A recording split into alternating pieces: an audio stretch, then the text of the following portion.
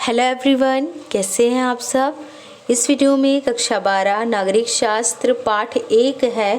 पाठ का नाम है दो ध्रुवता का अंत।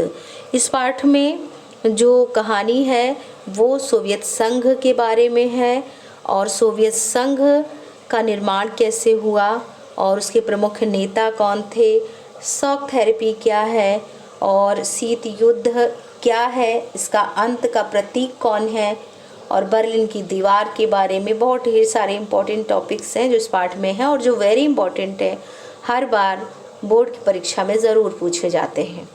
देखिए ये पेज जो आप देख रहे हैं वो एनसीईआरटी की जो बुक है उसका पेज है ये, और पेज में पाठ 2 आप देख रहे हैं, लेकिन प्रेजेंट टाइम में ये पाठ 1 है क्योंकि पाठ 1 जो पहले था शीत युद्ध का दौर वो इस समय सिलेबस में ना होने की वजह से पाठ 1 अब है प्रेजेंट टाइम में दो ध्रुवता का अंत। दो ध्रुवता यानी दो धुरी का अंत किस तरह से हुआ ये इस पाठ में है। देखिए 1945 में जब दूसरा विश्व युद्ध समाप्त हो गया था तो दूसरे विश्व युद्ध के समाप्त होने के बाद विश्व स्तर पर दो धुरी या दो महाशक्तियों का उदय हुआ। पहली महाशक्ति संयुक्त राज्य अमेरिका और दूसरी महाशक्ति सोवियत संघ, जिसमें 15 गणराज्य शामिल थे सोवियत संघ में और उसका प्रमुख नेता देश रूस था। तो अब इसमें जो है जब दो महाशक्तियां विश्व स्तर पर हो गई तो दोनों ही महाशक्तियां विश्व में तमाम ऐसे देश जो आज़ाद होना चाह रहे थे या आज़ादी जो है प्राप्त कर चुके थे, तो दोनों महाशक्तियां उन देशों को अपनी तरफ आकर्षित करने लगी, उन्हें सहयोग दे करके अपने गुट में उनको मिलाने लगी। लेकिन भारत एक ऐसा देश जो इस गुट में शामिल नहीं हुआ, इन दोनों महाशक्तियों के गुट में शामिल ना हो करके भारत ने और बाकी अन्य देशों ने जो स्वतंत्र हो चुके थे या होना चाह रहे थे, उन्होंने एक अलग गुट का निर्माण किया जिसको गुट निरपेक्ष आंदोलन के नाम से जाना जाता है और तीसरी दुनिया के नाम से भी जाना जाता है। तो दो यहाँ हम बात करेंगे दो महाशक्तियों के बारे में कि उनका अंत कैसे हुआ। देखिए बर्लिन की दीवार मुख्य रूप से मानी जाती है दो धुरी या दो ध्रुवता के अंत से संबंधित है। बर्लिन की दीवार जर्मनी में बर्लिन और बर्लिन में ही एक दीवार खड़ी कर दी गई और 1961 में, और उसमें ये था कि जो पश्चिम वाला बर्लिन का जो क्षेत्र था दीवार के इस पार यानी कि पश्चिम क्षेत्र का जो जमीन था वो नाटो यानी कि संयुक्त राज्य अमेरिका के अधिकार क्षेत्र में था, और इधर जो पूर्वी वाला भू क्षेत्र था बर्लिन का वो सोवियत संघ के अधिकार क्षेत्र में यानी वारसा पैक्ट में वो या वारसा पैक्ट से जो है जुड़ा हुआ था या उसके जुड़ा नहीं उसके अधिकार क्षेत्र में था। अब इसमें क्या है, जब बर्लिन की दीवार गिरा दी गई 1989 में 1989 में जब बर्लिन की दीवार गिरा दी गई वहाँ की जनता के माध्यम से, तो सोवियत संघ जो है वो एक तरह से जो भू क्षेत्र था जर्मनी का वो एक सूत्र में बंध गया। तो इसी से संबंधित बहुत ढेर सारी इंपॉर्टेंट जानकारी इस पाठ में है और इसी से रिलेटेड जैसे प्रश्न है पूंजीवादी और साम्यवादी दुनिया के विभाजन का प्रतीक किसे माना जाता है। हर बार ये प्रश्न आता है, कई बार आ चुका है कि पूंजीवादी और साम्यवादी दुनिया के विभाजन का प्रतीक किसे माना जाता है, तो वो जो है बर्लिन की दीवार को माना जाता है क्योंकि बर्लिन की दीवार खड़ी होने के बाद पूंजीवादी यानी कि जो निजीवाद या पूंजीवाद से जुड़ा हुआ क्षेत्र है वो है संयुक्त राज्य अमेरिका, और इधर साम्यवादी या समाजवादी व्यवस्था को लेकर के चलने वाला जो क्षेत्र है वो था सोवियत संघ यानी कि रूस। तो अब इसमें दोनों की विचारधाराएं अलग हैं, एक पूंजीवाद को समर्थन दे रहा है और दूसरा समाजवाद या साम्यवाद को समर्थन दे रहा है।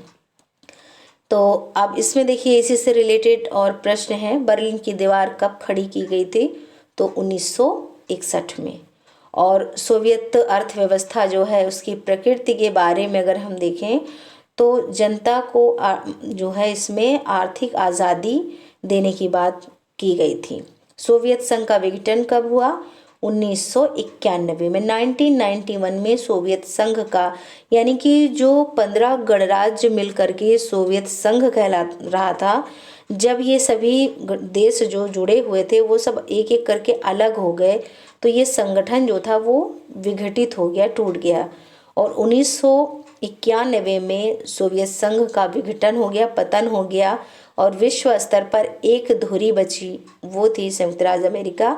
और उसके बाद जो है सभी अपनी अपनी जो विश्व स्तर पर देश थे वो अपने अपने विकास की तरफ ध्यान देने लगे या आगे बढ़ाने लगे। ज़्यादातर देश गुटनिरपेक्ष आंदोलन में शामिल हुए। तो सोवियत संघ जो है वो रूस के विघटन के समय वहाँ के राष्ट्रपति कौन थे? तो जिस समय सोवियत संघ का विघटन हुआ उस समय रूस के जो राष्ट्रपति थे वो थे मिखाइल गोर्बाचेव।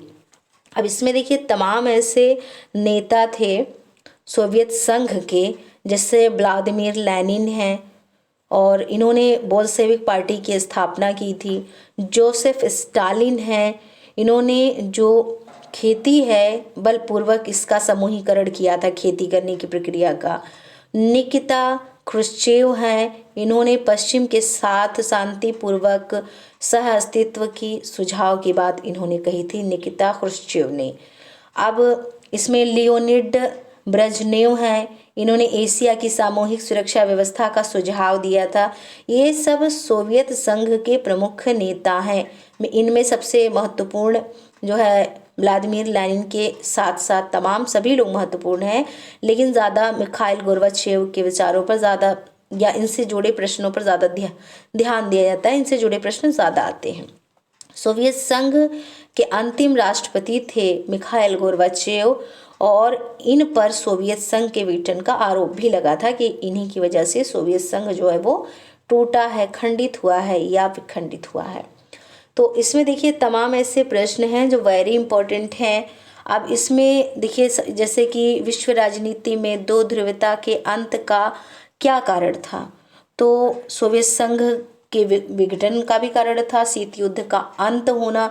शीत युद्ध का मतलब होता है, जैसे दो महाशक्तियों के बारे में आपने सुना है कि संयुक्त राज्य अमेरिका और सोवियत संघ दो महाशक्तियां थीं और इन दोनों में जो एक दूसरे के प्रति प्रतिद्वंद्विता थी, प्रतिद्वंद्विता का मतलब एक दूसरे को जो टक्कर दे रहे थे दोनों महाशक्तियां, ये परिस्थिति शीत युद्ध की थी। यानी आमने सामने युद्ध नहीं हो रहा था, लेकिन विचारों को लेकर के या एक दूसरे को टक्कर देने की जो व्यवस्थाएं थी, ये जो परिस्थिति थी उसी को शीत युद्ध कहा जाता है।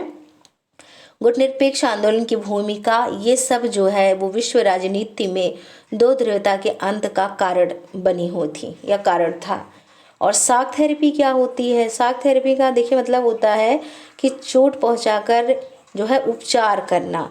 यानी कि शॉक थेरेपी एक ऐसी व्यवस्था है, एक ऐसी प्रक्रिया है जिसमें क्या था कि साम्यवादी शासन के अंत के बाद शॉक थेरेपी की प्रक्रिया शुरू की गई थी और 1990 में ये अपनाई जाने वाली जो शॉक थेरेपी की जो प्रक्रिया थी, इसका मूल मकसद यही था कि सभी देश जो है वो पूंजीवादी अर्थव्यवस्था और लोकतंत्र को पूरी तरह से अपना लें, ये परिस्थिति थी इसमें।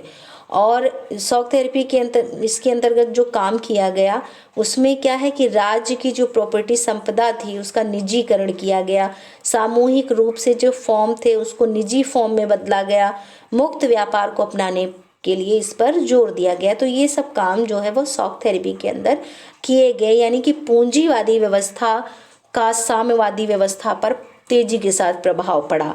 संयुक्त राज्य अमेरिका का सोवियत संघ पर तेजी के साथ प्रभाव पड़ने की ये प्रक्रिया है शॉक थेरेपी।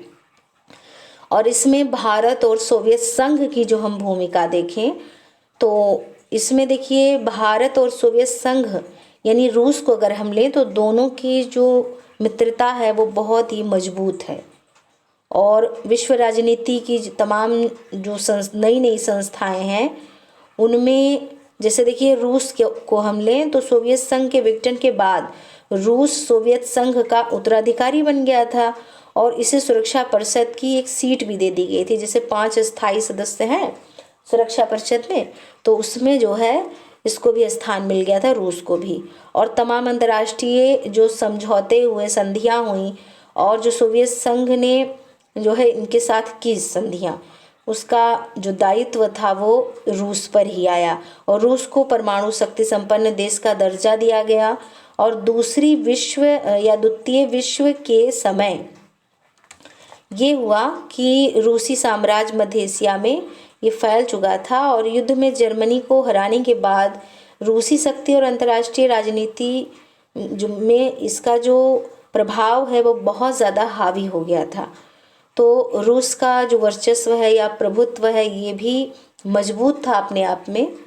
तो देखिए इसमें क्या है, इसमें देखिए मान लीजिए प्रश्न आ गया कि सोवियत संघ का उत्तराधिकारी राष्ट्र कौन था।